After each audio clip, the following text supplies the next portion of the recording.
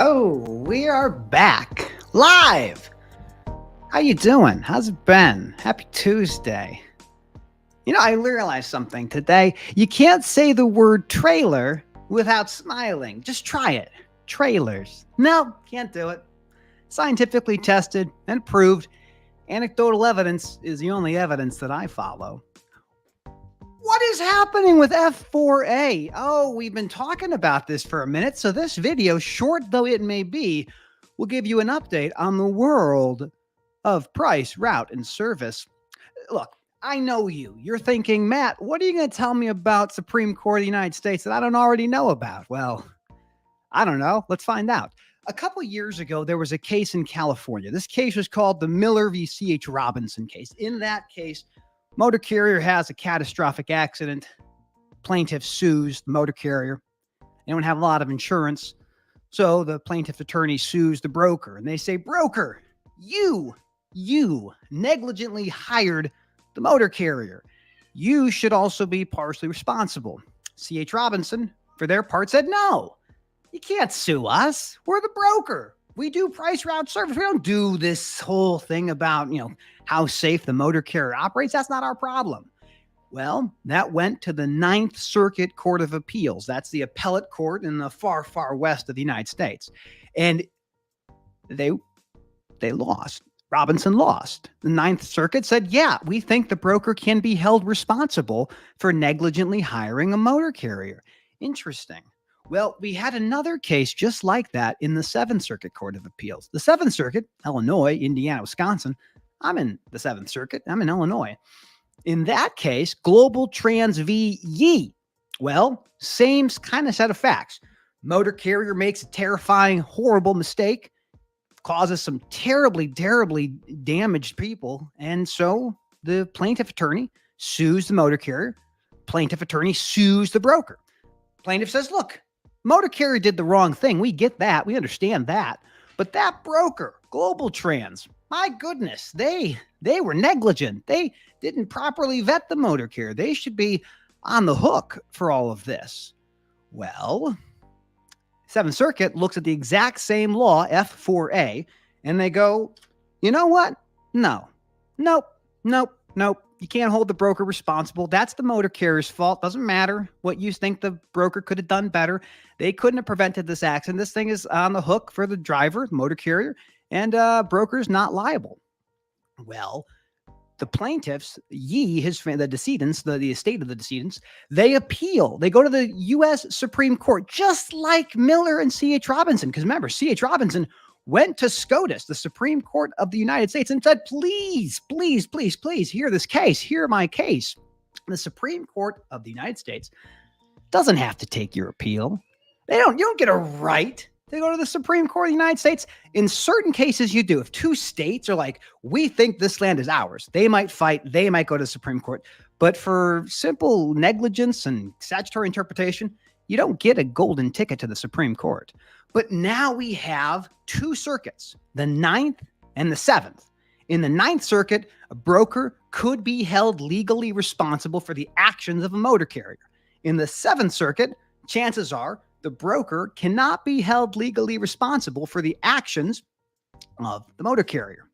Two totally different outcomes with the same statute. Well, Global Trans filed a brief with the Supreme Court, and they said, look, don't take the case. Let it sit. Let it percolate. Percolate's a term of art. You think of percolating with coffee. When I think about percolating, and when most lawyers think about percolating, we're thinking about, they're thinking about how long this should be in the circuits for. Supreme Court didn't take the Global Trans case. They said nothing, actually. They don't have to say anything. They just chose not to take it. This means that if you're a broker, it depends on what state you're operating as to whether or not you, the broker, could be found responsible for the actions of a motor carrier. Oh, wow. So we don't have clarity. And I urge the Supreme Court to take the case. They don't listen to me, unfortunately.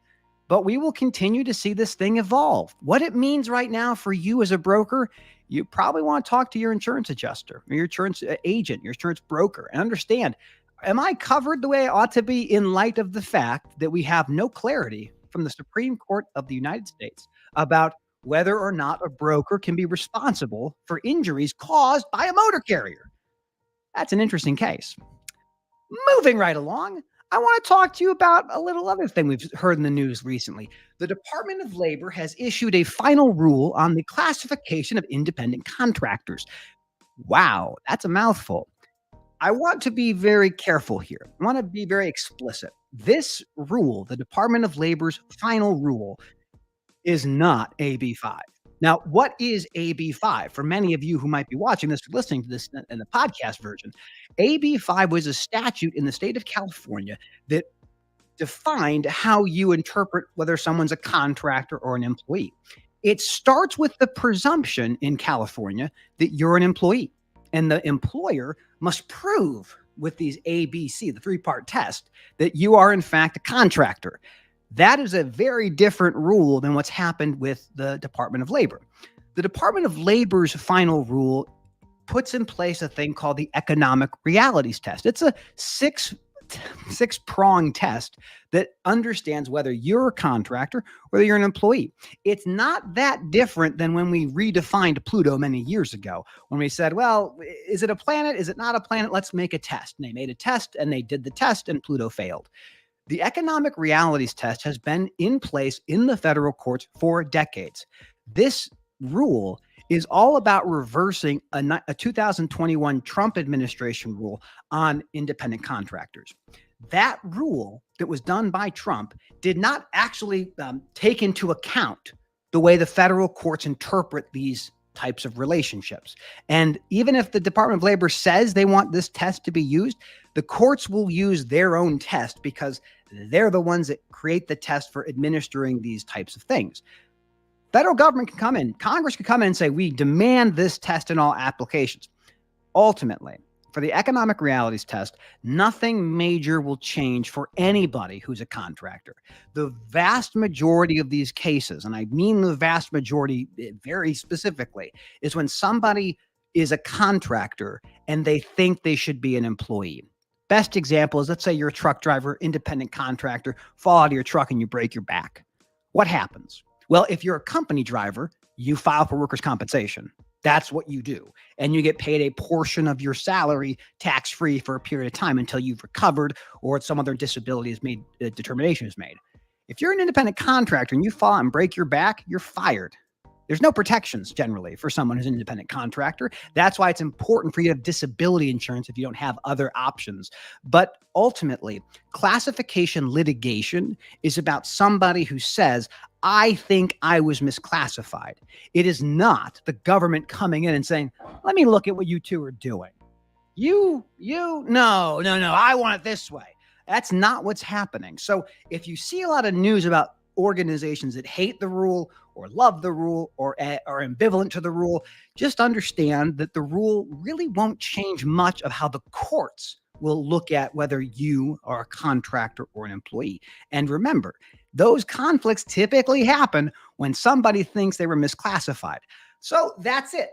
We're almost at 10 minutes. We'll do one last thing. Tomorrow, I'm on a panel with my friends over at BlackBerry. Yes, that BlackBerry. And we're talking about asset tracking, telematics, all that great stuff. And it's moderated by my dear friend, Sarah Barnes-Humphrey. You should check it out. I'll put it in the show notes. As always, thanks for tuning in. I hope this was interesting. And as I said before, you can't say trailers without smiling. Have a great day.